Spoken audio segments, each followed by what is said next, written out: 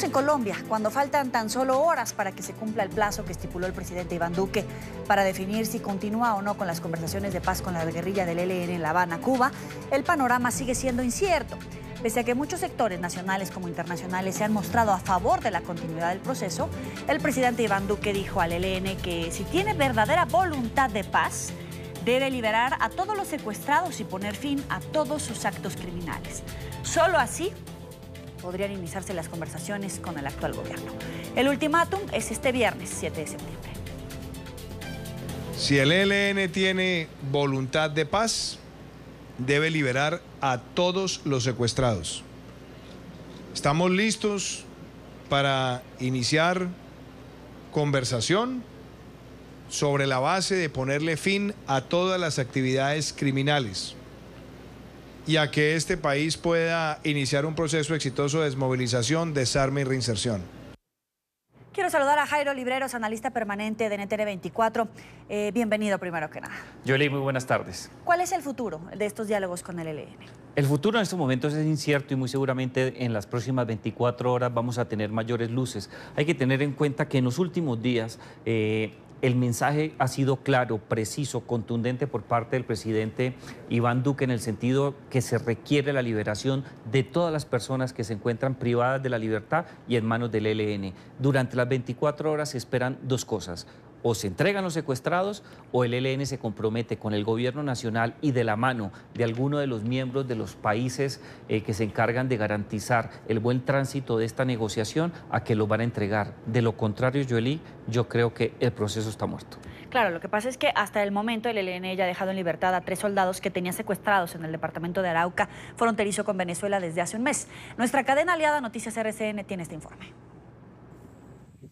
Después de un mes, los 3 soldados profesionales que permanecían secuestrados por integrantes del Frente Domingo Laín del ELN Arauca fueron entregados a una comisión humanitaria. Nos manifiestan que tuvieron buen trato y ahora pues los hemos dejado bajo la protección ya de la fuerza pública. Desde Bucaramanga, el presidente Iván Duque se refirió a la liberación de los uniformados. Si no hay una suspensión de todas las actividades criminales, empezando por la liberación de los secuestrados, lo que estamos es aceptando la violencia como mecanismo de presión al Estado.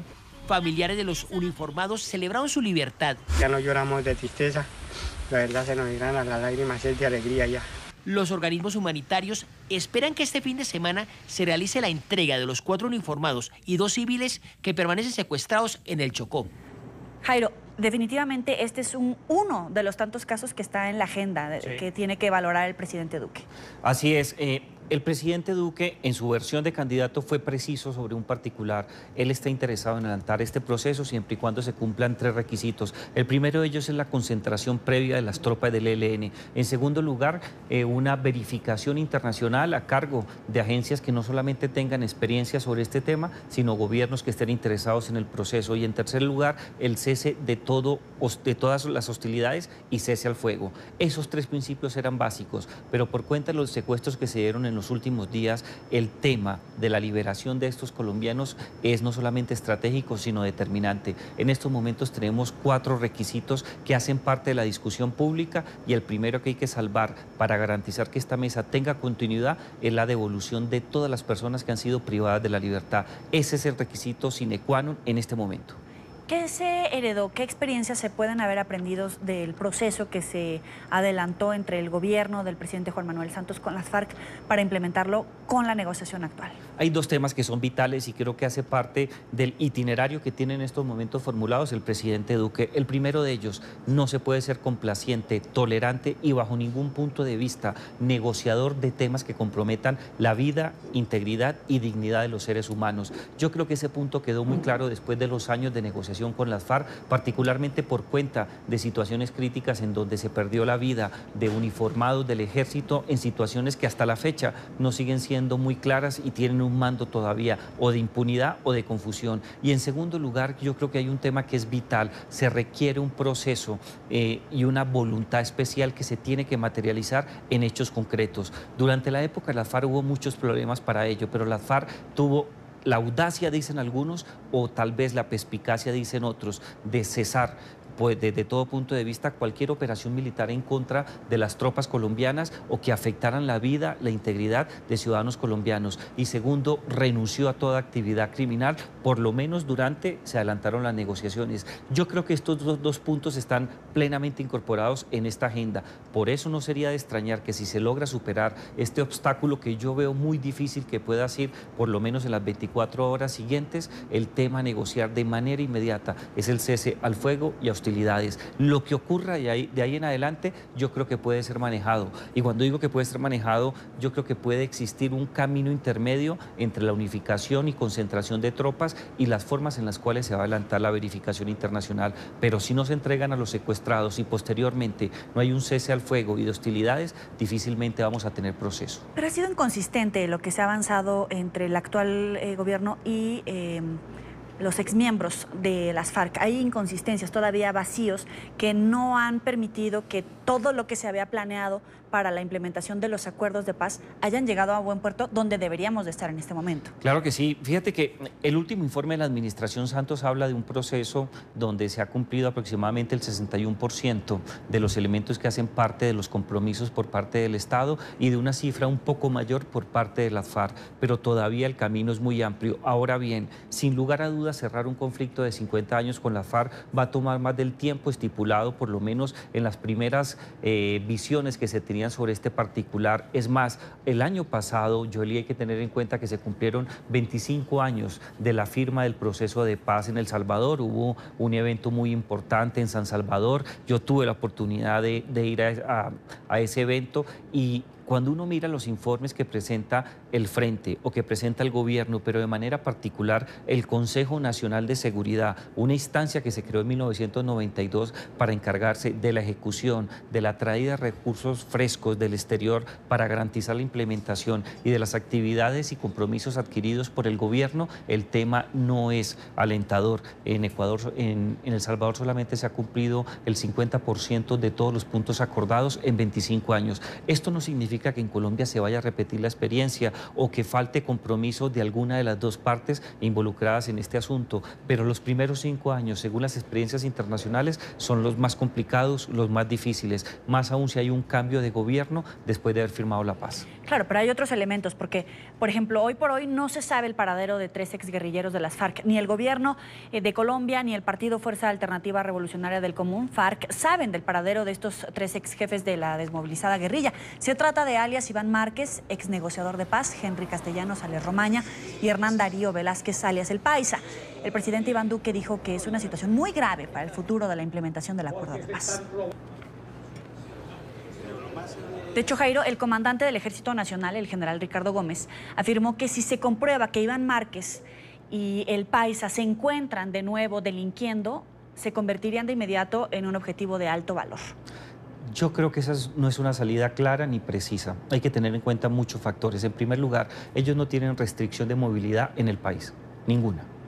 En segundo lugar, no hay una solicitud de la Justicia Especial de la Paz para que se presenten por lo menos en el término de los próximos días. Y en tercer lugar, el tema de delinquir sería un asunto de seguridad que le compete a la policía. Desde ningún punto de vista se pueden convertir en objetivos de alto valor porque ese es un concepto militar y no está a cargo de ellos, a menos que se demuestre que están conformando estructuras militares en términos de un ejército insurgente. En ese momento sí se podía convertir, pero hasta la fecha yo creo que no tenemos información. Sin lugar a dudas genera preocupación, genera indignidad, genera malestar en amplios sectores de la sociedad que esperan que estos personajes estén de manera especial pagando de un lado los compromisos que adquirieron en el proceso de paz y por el otro colaborando con la Justicia Especial para la Paz desde el punto de vista de la aplicación de los estándares internacionales de verdad, justicia, reparación y acciones de no repetición. Pero hasta que no exista un requerimiento por parte de la JEP, creo que todo este tema hace parte de una indignación nacional entendible,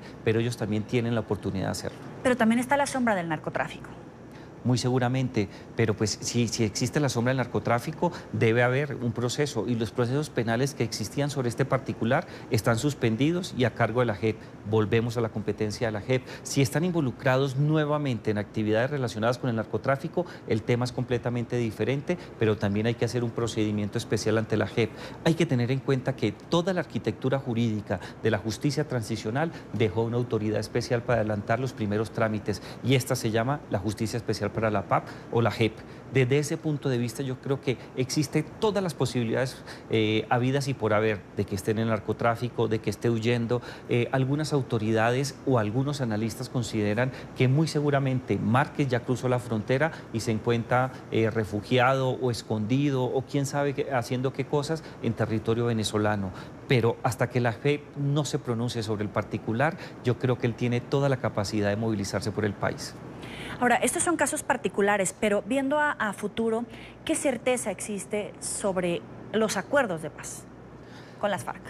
Yo creo que el principio de certeza está supeditado a la implementación y de manera particular a honrar los compromisos que se adelantaron ante la JEP. Si alguna de las partes, especialmente quienes ocuparon cargos de altos tomadores de decisiones en las FARC, deben tener una postura completamente diferente. Se esperaría, y muchos sectores lo han reclamado, y creo que con mucha justicia, que Timochenko y sus hombres tomen decisiones mucho más claras y precisas frente a las ausencias de estos personajes, pero el tema de la credibilidad y de lo que pueda pasar depende de las dos partes que están involucradas. De un lado, el gobierno de Juan Manuel Santos, que adelantó un proceso muy importante y ha cumplido en cierta medida con muchos de los postulados, pero la FARC todavía tiene unas deudas muy importantes, pero la certeza de este proceso y la consolidación de él demanda muchos años, no menos de una década. Me gustaría ponerme los zapatos desde el punto de vista del televidente en el extranjero. ¿Cómo lo ve?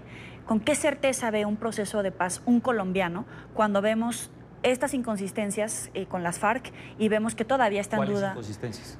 Todo lo que estamos mencionando, por ejemplo, quedan algunos pendientes, queda el tema del narcotráfico, queda el tema de la implementación de la JEP.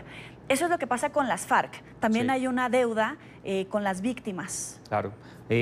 Las FARC tienen en estos momentos unos compromisos gigantescos y que no han cumplido, pero no han cumplido por varios factores. Primero, estábamos esperando en el país que saliera la sentencia, que no ha salido. Solamente tenemos un comunicado sobre cuál es la vista constitucional por parte de la Corte frente a la ley estatutaria y frente a los demás elementos relacionados con la reforma que conocemos con el nombre de la JEP. En segundo lugar, las FARC tiene que honrar su palabra, tiene que acudir a la justicia, tiene que contar la verdad, tiene que establecer los parámetros y los comportamientos y de manera particular las justificaciones para tantos delitos de lesa humanidad y crímenes de guerra que se cometieron en 50 años. Tiene que colaborar en términos generales con el tema de la reparación y de manera particular garantizar que no se van a repetir este tipo de situaciones.